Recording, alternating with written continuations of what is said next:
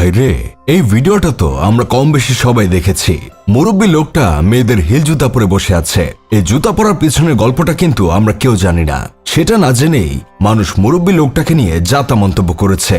কেউ বলেছে মুরব্বী যখন নাতনির জুতা পরে চলে আসে, কেউ বা বলেছে মুরব্বীরে মনে হয় শয়তানে কাতুকুতু দিচ্ছে, আবার কেউ কেউ বলেছে এক পা কবরে অথচ বুড়া বয়সে ভীমরতি ধরেছে।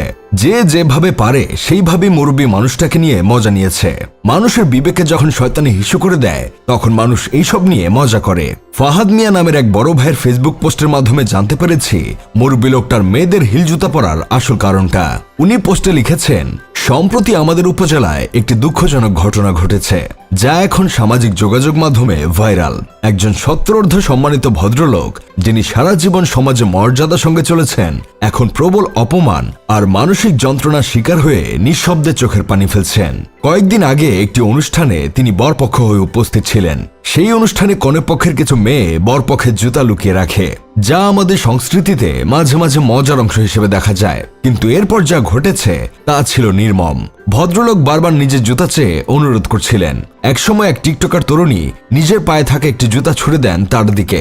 তিনি সহজ সরল মানুষ, পরিস্থিতি বুঝে না উঠে সেই জুতা পরেন। ভাবেন হয়তো মজার অংশ হিসেবে এই বিষয়টি হচ্ছে, কিন্তু সেই টিকটকার তরুণী ঘটনাটির ভিডিও ধারণ করে বলেন, আপনাকে ভাইরাল করে দেব। তিনি ভাইরাল শব্দটির অর্থই বোঝেন না, বুঝতেও পারেননি সেই মুহূর্তটি সারা দুনিয়া ছড়িয়ে পড়বে।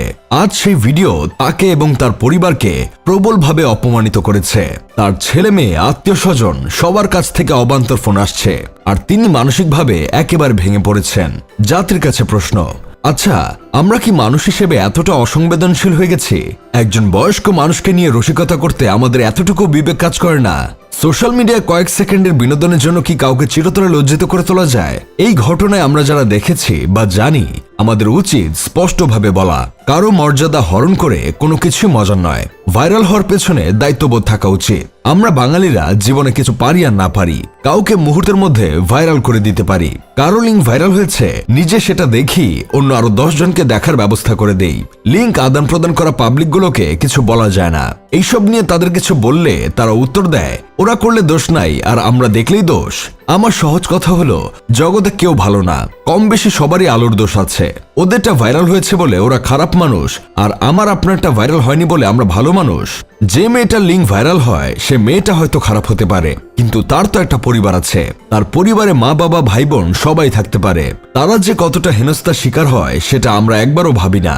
অবশ্য আমাদের দেশে কিছু উন্নত মানের রাম ছাগল আছে যারা ইচ্ছে করে লিঙ্ক ভাইরাল করে, কারণ এই দেশে লিঙ্ক ভাইরাল হলেই সেলিব্রিটি হওয়া যায়।